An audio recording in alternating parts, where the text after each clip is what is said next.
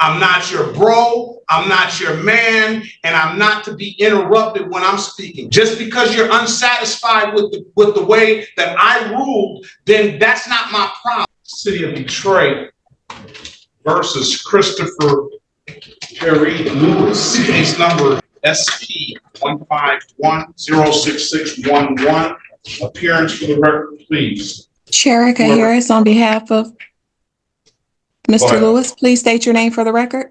I don't have an attorney. I'm representing myself. I articulated that at the last hearing. Today is the date and time set for a ring on the bench warrant. I'm going to enter not guilty plea on his behalf. I'm going to give him a $0 bond. Mr. Lewis, you said you were here last time. Why did you miss your date? I actually didn't miss the date. I actually sent you a motion today to show you proof that I was actually in the hearing, and I was locked out of the hearing after an hour of waiting. As well as I sent you a motion for dismissal as well. I sent it last week. Yes, I sent it last week, but I resent it today, and I sent it in a Zoom chat as well to the prosecutor, the clerk, reporter, as well as the clerk. I didn't get that motion, either of those motions. Is there any way you have availability to look at the Zoom message, right? I sent it to not only your email, but the Zoom chat as well. I need it in my email. I don't have it. I don't sent it twice. I can tell you my email if you want to search it, but you should have it twice in your email. I resent it. What's your email? What's your email? Chris, CHRISLEWIE, Midtown, that's MIDTOWN @gmail. Chris CHRISL, right? Yes, EWIE. I don't have it. The video opens in Judge Perkins' courtroom, where Christopher Lewis, representing himself, immediately challenges the court.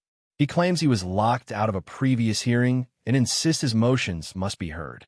Judge Perkins listens patiently, calmly reminding him of proper procedure, email submissions, and court protocol.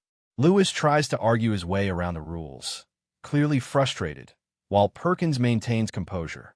This clip sets the stage for a tense encounter, showing a litigant's confidence clashing with real judicial authority. I'm going to put my email address in the chat and I'll put my email so you'll have it, and send that to me, and we will have an opportunity to read that. I'll confirm that you sent. I'll wait to confirm that you send it to me, and I'll give you a date. The next court date is going to be a pretrial date on May the 28th, 2024 at 8:30. You need to get a copy of that to the city attorney as well. I'm actually just sending it to the prosecutor as well. Dia Mason, is that her? Yes. Prosecutor? Yes, I did just send her attachment. If she could send me a confirmation that she received it. Get it to her email address. So, Mrs. Mason, you put your email address in the chat as well, so Mr. Lewis can get you a copy of that. I really appreciate that. File of that motion, those motions that it has. All right. I'm going to wait on that. Once I confirm that you gave me that, I will recall the case. Lewis struggles to send his motions correctly, mixing up Zoom chat messages and emails. He repeatedly insists that he sent the documents last week and again today, but Judge Perkins points out that he hasn't received them properly. The courtroom watches as Lewis types, retypes, and panics slightly, while Perkins gives step-by-step instructions on how to resend the files. The humor comes naturally as viewers see the overconfident self-represented litigant floundering over basic procedure, creating tension, chaos, and entertainment all at once. With Mr. Christopher Lewis, I have received this motion, and I read the first couple of lines of it, and that I'm not concerned necessarily about the March 18th incident. I don't know what happened on that day, but you are here now, so we'll move forward. Excuse me, sir. I heard you say that you only read the first couple lines. Is there any way we could possibly take another case until you get the chance to read the entire thing? It's only 2 pages. I'm not going to read this entire thing today. It's only like 3 paragraphs, the entire thing. The rest are just case sightings. All right, I'm gonna deny the motion. I will set the matter for Is a there any way I can get a trial. written? Can I get a written articulation as to why you're denying the motion? I'm denying the motion, I would just because appreciate a written excuse. Can I get a I'm written not articulation? gonna give it to you in writing. I will. Are we on record? Are we on record? We're on record. Okay. Is this court bound by the U.S. Constitution and Supreme Court rulings? Yes. Okay, you were denying my motion when I said that I had Fourth Amendment violations, and you're saying that you're denying my motion without looking into it or granting me a hearing to go over my motion, or give me an articulation as to why, a written excuse as to why. I want to make sure that that's what you're saying to me. You're asking for a change of venue. I'm denying. I'm saying that no, there's a motion for dismissal, and I'm saying that you, as an Article 1 judge under the Commerce Clause, if you're not going to uphold my due process and my Fourth Amendment, I'm saying that maybe we could change venues. Once the motion is finally received, Judge Perkins schemes it and immediately dismisses it. Lewis reacts with disbelief and fury, demanding a written excuse and threatening to escalate the matter to a higher authority. His voice rises. He gestures wildly, and his arguments spiral into frustration. Judge Perkins calmly explains why the motion is denied and that the proper process will continue, creating a viral-ready moment of courtroom clash between authority and stubborn defiance. Viewers see raw emotion and legal reality collide. To dismiss, okay? I'll set a trial date for you so you can be heard on that type of forum. I insist that the court give me a written excuse as to why you're denying my motion, so I could take that to the tenor. Okay. Well, you can insist all you want to.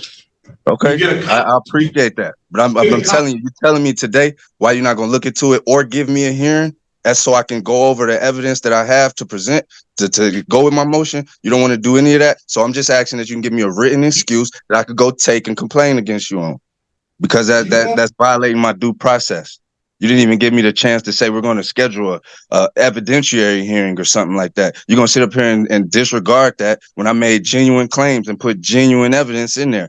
Lewis launches into a long series of sovereign citizen-style arguments, citing Article 1 judges, alleged Commerce Clause violations, and claiming constitutional rights were ignored. Judge Perkins listens but remains unshaken, explaining jurisdiction, state versus federal powers, and how his authority derives from the Michigan Constitution. Lewis continues to insist he's being wronged, while Perkins calmly shuts down each point. This clip shows the tension between fantasy and reality, creating suspense, drama, and humor that viewers can't look away from. That's all we need. I don't want to hear any more from cool. It's cool. I appreciate it. This is due process. This is a due process violation. This is a due process violation right now. And the way y'all tried to railroad me when I was ready to argue my trial. I told you I was here to argue my trial. Y'all locked me out. Now you're trying to start the process over. They're not prepared to present a case. I'm telling you. They're not prepared to present an injured party. So what are we doing? Listen. Please do not say any more. You've already made your record. I've given you that opportunity. If you continue on, especially interrupting me while I'm talking, because I didn't interrupt you while you were talking. I'm not your bro, I'm not your man, and I'm not to be interrupted when I'm speaking. I gave you the respect and the right to speak. Just because you're unsatisfied with the way that I ruled, then that's not my problem. You take whatever. Wait a minute. Let me say it. You take whatever recourse that you feel that is necessary. Now, what I can do, Mr. Lewis, is I can set you a jury trial date.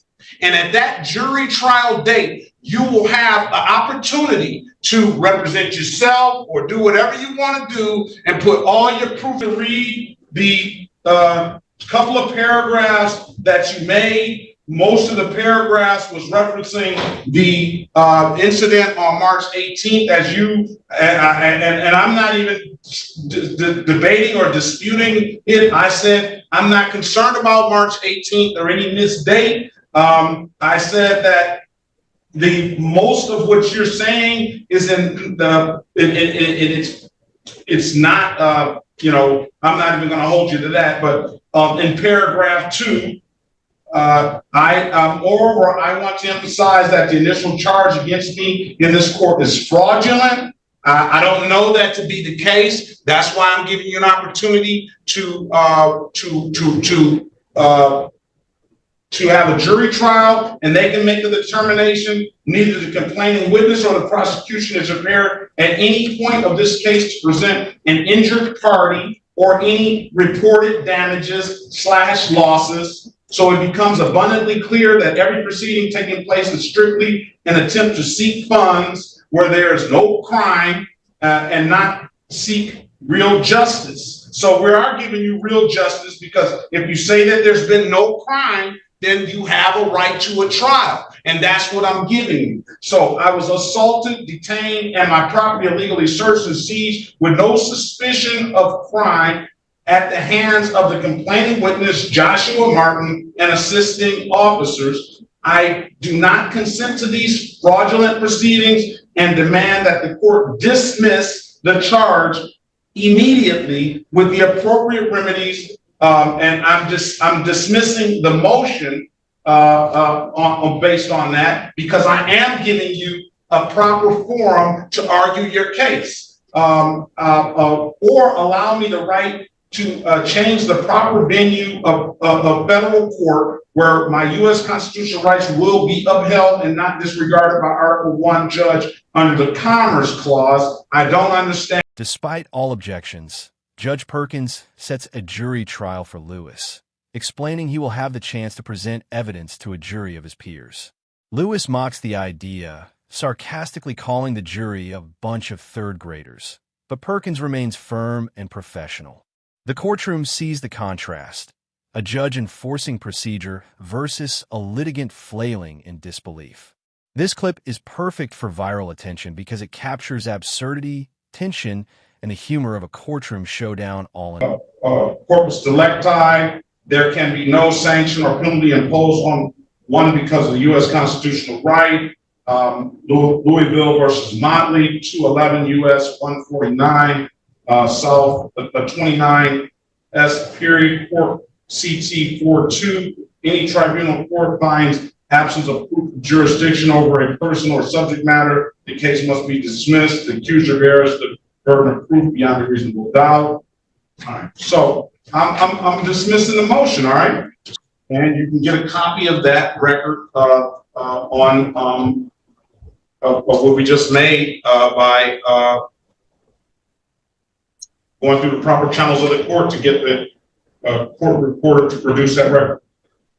I can't even get the court reporter to respond to my voice messages or you to respond to my emails, sir. The court is not going to respond to your voice message. The court reporter is going to respond to you coming down. The 36th district told me to call her today, that I was locked out of my trial date. I had a scheduled trial. The court told me to call her that day, and I called her that day, and she still hasn't responded. So I'm trying to see if the court that you work for is trying to tell me how the appropriate channels, and then y'all doing it different in y'all court. What am I to do?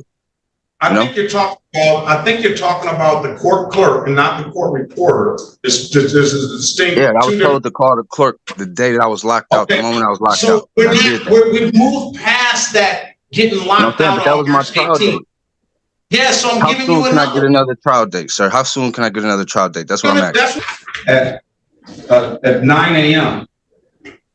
July 23rd. Yeah, 2024 at 9 a.m. We'll have a final pretrial the day before. Why would we need a final pretrial? Why would we need a final pretrial? Because I said I wanted one. But that's how you protecting your interest. You protecting your interest, and you're gonna dismiss it on that day. So you're trying to play with me. You could dismiss it today. You literally, but violating my due process. You are literally violating my due process. You can't even give me a written excuse, but you're gonna all this whole. Mr. Lewis, I know you don't want counsel, but Is it He possible needs we it could talk in a bad. I breakout? He do. doesn't have Hey, a clue excuse me, what he's ma'am. I talking do. about. Excuse me, ma'am. I am in pro se. Go to I'm in pro judicial se. tenure, go wherever you want to. Final pretrial I of am. I July am. It's all good. 22nd, and I am. trial date is going to be July 23rd. All the parties must appear on the final pretrial date, and the jury, and that can be on Zoom. And the next day, the trial jury. The courtroom moves toward resolution. Judge Perkins sets both a pretrial and final jury trial date. Lewis is visibly frustrated, but has no choice but to follow the schedule. The judge explains the proper channels for submitting motions, transcripts, and evidence, ensuring everything remains orderly. This clip provides a neutral, informative ending to the chaos, showing that due process continues and the legal system functions as intended, giving viewers a clear sense of